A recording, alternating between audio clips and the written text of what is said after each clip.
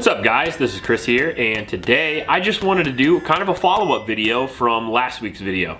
Last week we did the 10 least reliable pistols, and on that video you guys overwhelmingly requested me do it for rifles, shotguns, pistol caliber carbines, stuff like that. So I figured I would come up with a list of 7 guns that I wouldn't defend my home with literally at all. Guns that are not only expensive but unreliable or unuseful, and they also have counterparts that are cheaper, more available, and better at every job they do. So we're going to talk about 7 guns that I wouldn't use for home defense, and then I'll add in maybe a couple I would to kind of replace those. That way it's not such a sad video. Before we get to the video, I do want to mention my Patreon supporters. Thank you guys very much. It's because of you guys the channel is here. We really appreciate you guys, and we try to make content for you and not the industry. We try to give you the most honest gun content possible, so we appreciate your support. If you want to support us, all you got to do is go to the link in the description below. Also in that description is a link to a local shelter in Ames, Iowa. It's the YSS. It's a youth shelter, and those kids could really use your help, and they could use your donation. So please go down and click that link and donate to those kids.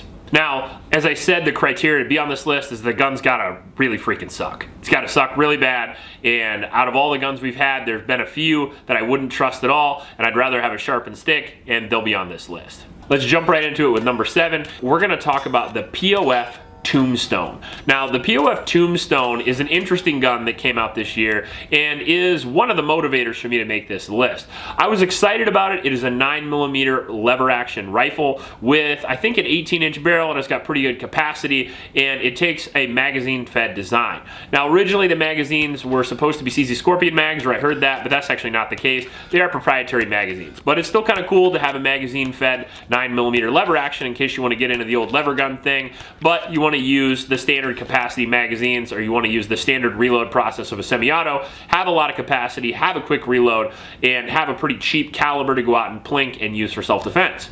The downside to the POF Tombstone is because the lever really sucks, the rate of fire is very slow. The gun also is unreliable. We had a couple of parts issues with it, and we had a lot of malfunctions. And on a gun that's already relatively slow and relatively low powered, the 9mm is capable of self-defense, yes, but in a shoulder-fired weapon, like a shotgun or a rifle, 9mm is probably the lowest that you want to go, and in some cases too low. It just depends on what your situation is. But pistol caliber carbines work usually because you get a large rate of fire with them, and with a lever action rifle that is very, very slow, you essentially have a single shot and then a possible malfunction, and in that case I would not want that. You'd be way better off with the standard 30-30, 357, or 44 Magnum variants of the lever action that have been around forever, and they also happen to be cheaper. Usually a lever action comes in between $1,000 and $1,500, sometimes the $2,000 mark, but the Tombstone starts at $2,000 for an unreliable, underpowered kind of piece of junk. Now, number 6 is going to be kind of controversial, but it's going to be the Springfield Saint. Now, the Springfield Saint is an AR series by Springfield, and apparently most of them work pretty well except for the one I got. And if you've seen my video on it, you can understand why I wouldn't use this gun for self-defense. It was very, very unreliable. We had an enormous amount of malfunctions with this gun. And we got a failure on Pioki. For self-defense, I would prefer to have a gun that works. That seems pretty obvious. It's the most important category for a firearm for it to go off. I mean, you're literally better off with a double-barrel shotgun than you are with an AR that fires 1 round. And in this case, I feel like it was one of, if not the most unreliable ARs we've had, especially for a premium grade. The Springfield's a known brand, and the gun comes out about $1,000. It's not like a budget gun like you'll see later on the list. It's just very unreliable, wasn't worth the money, and in the AR world, there's so many good ones for like the IWI, BCM, Daniel Defense, all these guns that are somewhere between $700 and $1,500 that you can get into that are so much better in my personal opinion. So I had to put the Springfield on the list. I know a lot of you have them that work, but I'm just using my experience and I just wouldn't trust it. Now at number 5, we have kind of an interesting gun, a gun that I'm a big fan of, the way it looks. I used to use it in Call of Duty back in the day, and it's going to be the G36. Now specifically the Tommy Built G36. And the reason why that is because Tommy Built G36 is pretty much the only one available in the United States, and I think that they're parts that he makes built on clone parts, kind of similar to the way like Century Arms puts together AKs, I think. I'm not super sure about the build process. I do know they're very expensive. I got mine for about $3,000 because I've always wanted a G36, and when I got it, it was very unreliable, and that sucks. Not only was it unreliable, but it only takes very specific ammunition, and even that it doesn't work on.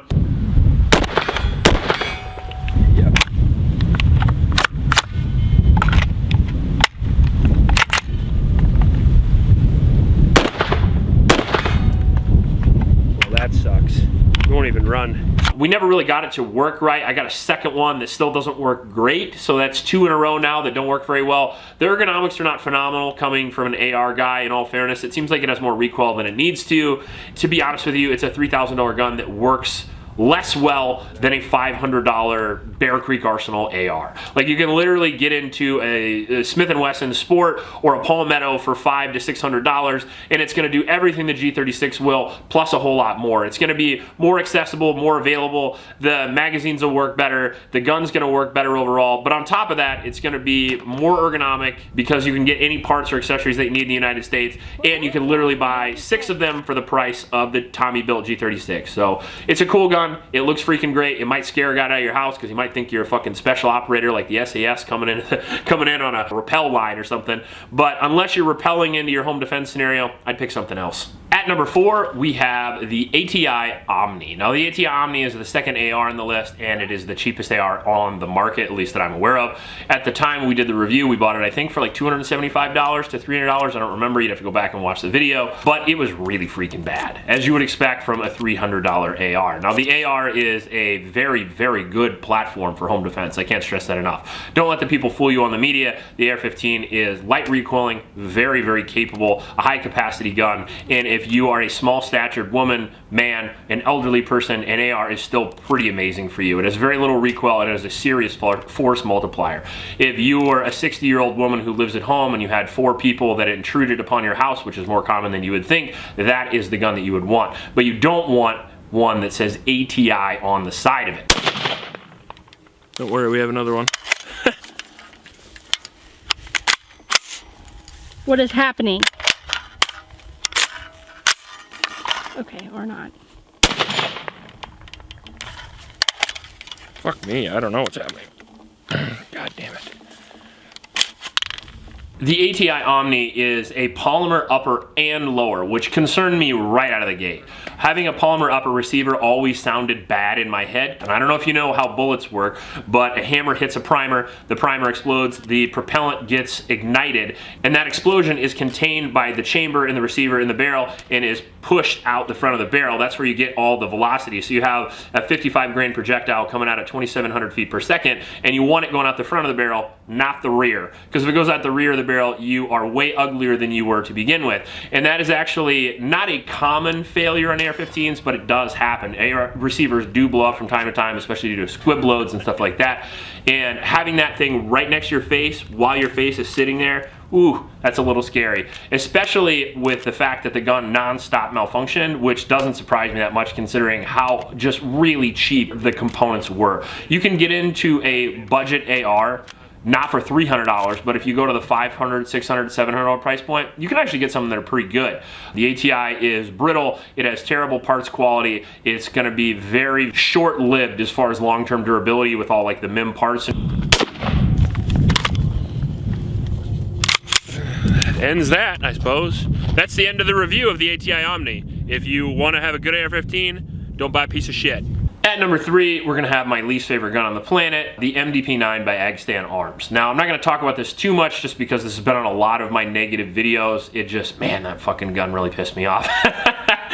I thought it was gonna be the next best thing. It's an ultralight 3.5 pound, 5-inch SMG. It's got the MP5 roller delayed system in it with AR-15 controls, and I was really excited to get it, except for when I got it, it was just not the quality that I expected. Not only did we have a lot of malfunctions, but we also had parts breakages, and parts breakages in a gun within 100 rounds, I literally cannot accept. That means that they have really poor quality control at the factory. That means they're either using poor manufacturing practices or they just don't know what the fuck they're doing.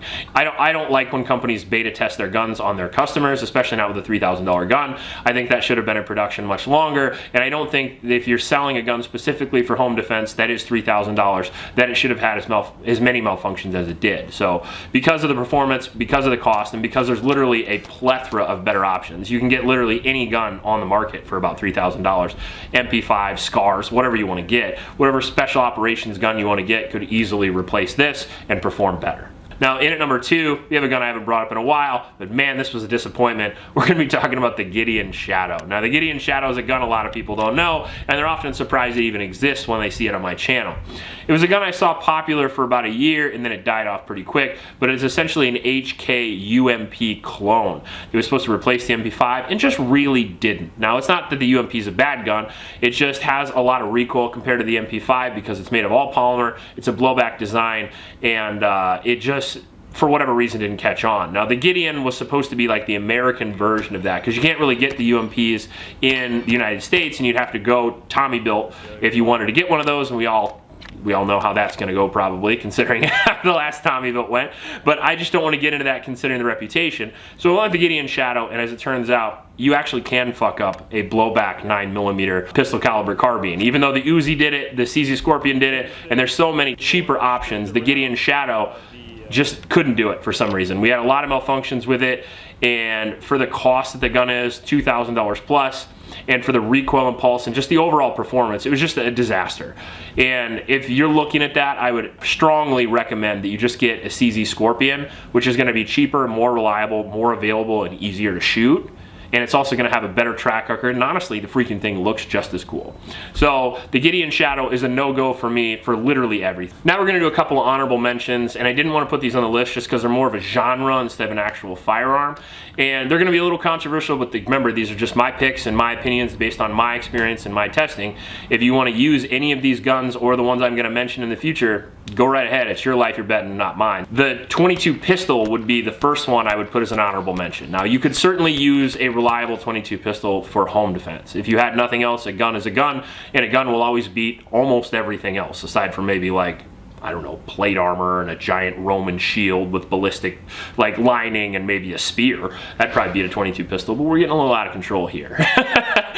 A 22 pistol for most situations could work. There's just so many better options. Now the 22 is a little bit anemic when it comes to power, but its redeeming factors is that you can shoot it relatively fast, you can practice with it a lot, and it is, surprisingly enough, the choice for a lot of at least the country housewives that I've talked to in my area.